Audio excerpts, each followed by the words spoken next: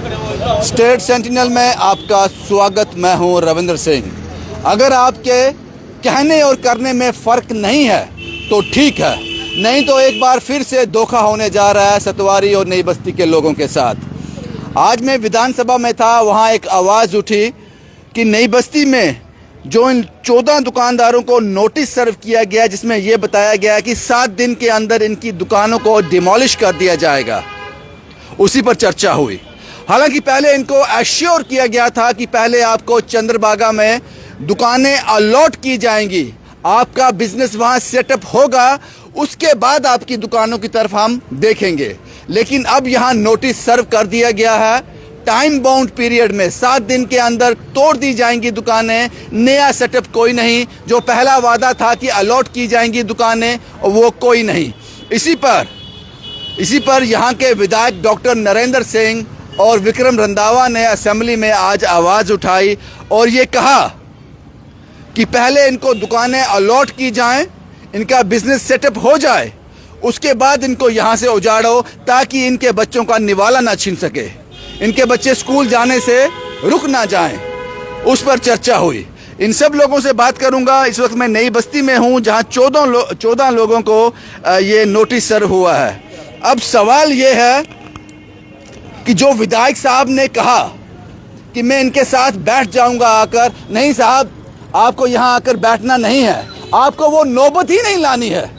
आपको विधानसभा भेज दिया इन लोगों ने, आपने इनको एश्योर करना है कि आपकी दुकानें नहीं टूटेंगी जब तक कि नई अलॉटमेंट नहीं हो जाती। ये लोग हैं यहाँ बैठे हुए हैं, कब तक बैठेंगे पता नहीं। अब इन पर डंडे बरसने वाले हैं या दुकानें ज़बरदस्ती तोड़ी जाएंगी, नहीं पता इन लोगों को कुछ, लेकिन एक उम्मीद के साथ ज़रूर यहाँ पे हैं। क्या नाम है सर आपका? गुरप्रीत डोगरा। डोगरा साहब, ये तस्वीर हाथ में लेकर क्यों बैठे हो? ये सर तस्वीर ये बयान करती है कि गवर्नर हाउस में गवर्नर साहब से हमें बुलाया गया था उस वक्त और पूरा आश्वासन दिया था। लेट श्री देवेंद्र राणा जी, ये हमारे कॉरपोरेटर उस वक्त साथ थे, और उन्होंने पूरा आश्वासन दिया था कि जितनी भी दुकानें NH के रोड में जो जद में आएंगी उनको दुकान के बदले दुकान दिया जाएगा। प्रोसेस चला। अभी मंजूर था आपको? मंजूर था। हमने खुद कहा कि आप फिर आज यहाँ क्यों हो? आज ऐसा हो गया कि 2 दिन पहले यहाँ पे नोटिस लगा दिए गए, होली से पहले, जो हमें होली का तोहफा दिया। कोई नहीं है अलॉटमेंट का, कोई नहीं पता, पर तोड़ने का नोटिस आ गया हमें। और 7 दिन का उन्होंने दिया हुआ, तीसरा दिन है और 4 दिन यहाँ पे रह गए हैं। ये फोटो ये बयान करती है कि जब आप बाप से बात हुई और आपने आश्वासन हमें पूरा दिया कि पहले आपको दुकानें दी जाएंगी, अलॉटमेंट होगी, उसके बाद में ये दुकानें ली जाएंगी, और हमने कहा था हम अपनी दुकानें खुद तोड़ देंगे अगर हमें अलॉटमेंट हो जाती है। जी। सर, आप बड़े खूबसूरत लग रहे हैं इस तस्वीर में, LG साहब के साथ बैठे हैं। इस मीटिंग में क्या बात हुई थी ये बताएं पहले। मुझे पता है आपने बहुत एफर्ट लगाए हैं इन लोगों के लिए, आपने यहाँ, मैंने आपको इमोशनली कैप्चर भी किया है, आंख में आंसू भी आए, अब ये मुलाकात भी हुई। ये आप बेहतर बता सकते हैं कि ये फ़ोटो क्या बयान कर रही है? आपने कपड़े देखे हैं इसमें? हाँ।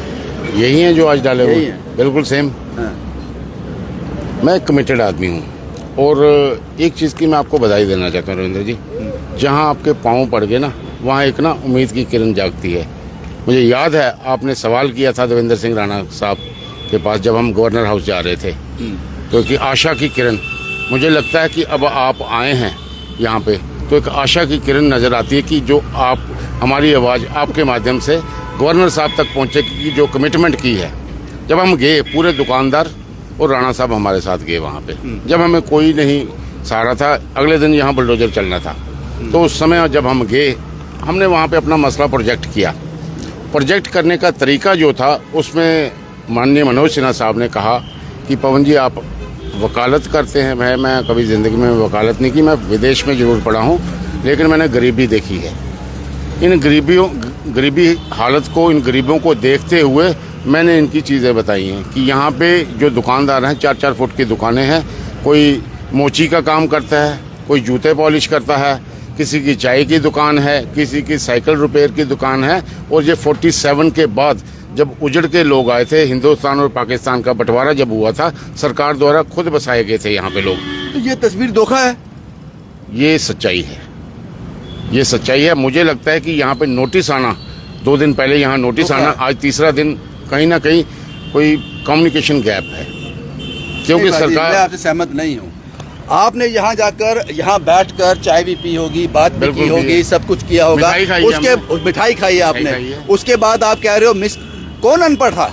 आप लोग थे या ये लोग अनपढ़ थे? क्या मुझे लगता है मिसकम्युनिकेशन? कोई ना कोई दिक्कत है। इसके बाद जब इनसे बात हुई हमारी, पूरी एडमिनिस्ट्रेशन डिवकाम से लेके डीसी से लेके म्युनिसिपल कमिश्नर सब ने अपना सिस्टम प्रोसेस आप इसको धोखा क्यों नहीं कह रहे हैं? नहीं, जब आपसे बात की गई कि नई दुकानें अलॉट होंगी, फिर नोटिस आएगा, उसके बाद नोटिस आता है, आप इसको मिसकम्युनिकेशन कहते हैं? नहीं, कुछ ना कुछ कहीं ना कहीं खराबी है, क्योंकि कई बार 10 लोग बात जब करने में सियासत आड़े तो नहीं आ रही आपकी? नहीं, सियासत नहीं है, लेकिन कुछ ना कुछ दाल में काला जरूर लगता है कि ये नोटिस का यहाँ पे शुक्र है आना। आपने दाल में काला कहा नहीं, साहब। कुछ है जो, देखिए मैं जब भी बोलता हूँ यहाँ से नहीं, यहाँ से बोलता हूँ, बिल्कुल। जो सच है, सच सच हमेशा जिंदा रहता फिर ये है, नोटिस लेट क्यों होता आए? है। फिर धोखा नोटिस है नहीं ना तस्वीर? नहीं आना चाहिए था नोटिस। ये तस्वीर धोखा है फिर? ये तस्वीर ठीक है, लेकिन ये नोटिस आना गलत था। और मुझे लगता है कि अब हमारी आज जो हमने पीसफुल यहाँ पे प्रोटेस्ट रखा, कल छुट्टी थी, हमने कल माननीय अध्यक्ष सत शर्मा जी सीए उनसे मुलाकात की, पूरे दुकानदार गए थे। ये मुलाकातें साहब, ये मुलाकातें होती रहेंगी, ये लोग तबाह हो जाएंगे। सुने बात, कोई तबाह नहीं होंगे ये लोग। आप हम यहाँ बैठे हैं और आप हम जैसे लोग ही एडमिनिस्ट्रेशन में हैं, और जो विधायक हैं जो हमारे वोट लेके वहाँ गए हैं, उन्होंने हमारा मसला भी उन्होंने प्रकट आवाज किया उठाई है वहाँ और वो हमारे पास आके बैठे भी थे। मुझे लगता है कि आज शाम तक शायद ये मसला हल हो जाए। इन केस अगर नहीं हल होता है तो हम यहाँ बैठे हैं। और अगर दुकानें टूटने की नौबत आ गई बिना रिहेबिलिटेशन किए हुए, तो ये पहला बुलडोजर पवन सिंह के ऊपर चलेगा। आप इसको नोट कर लें। रात को है, रात को पवन सिंह यहाँ हाजिर होगा। ऐसी बात नहीं, गरीब लोग हैं, गरीब लोगों का जो परिश्रम है वो व्यर्थ नहीं जाएगा। उस मैं आपके माध्यम से अपील करता हूँ कि जो आपने कमिटमेंट की है उस पर आप खरा उतरें। इन लोगों को क्यों वो कर रहे हैं? ये महीना मार्च का महीना है, बच्चों के पेपर चल रहे हैं, अगले महीने से एडमिशन भी करवानी है नई क्लासेस में, वहाँ का खर्चा है। इनके माता पिता जो हैं, जो बुजुर्ग हैं, उनकी दवाई भी जरूर लगी होगी। बुलडोजर नहीं चलेगा? बुलडोजर नहीं चलना चाहिए। अगर चलेगा फिर आप गोलमोल बात कर रहे हैं। ये बाद में आएंगे, पवन सिंह पहले आएगा, ऐसी कोई दिक्कत नहीं है। मुझे लगता है कि एक डेमोक्रेटिक सेटअप में, जिसको हम बोलते हैं कि भारत विश्व का सबसे बड़ा लोकतंत्र है, और एक कहा गया है कि for the people, of the people, by the people, इन लोगों को दुखी करके, इनकी दुकानें तोड़ के ये फ्लाईओवर को हमने चाटना है यहाँ पे। शुक्रिया पवन जी हमसे बात करने के लिए। दो कारण हैं जिससे मुझे लग रहा है कि बुलडोजर यहाँ नहीं चलेगा। वो दो कारण है। पहला कारण है कि पवन सिंह की जुबान कि बुलडोजर पहले मुझ पर चलेगा, और दूसरा ये कि भाजपा अपोजिशन में है, और भाजपा अपोजिशन में बहुत स्ट्रांग होती है।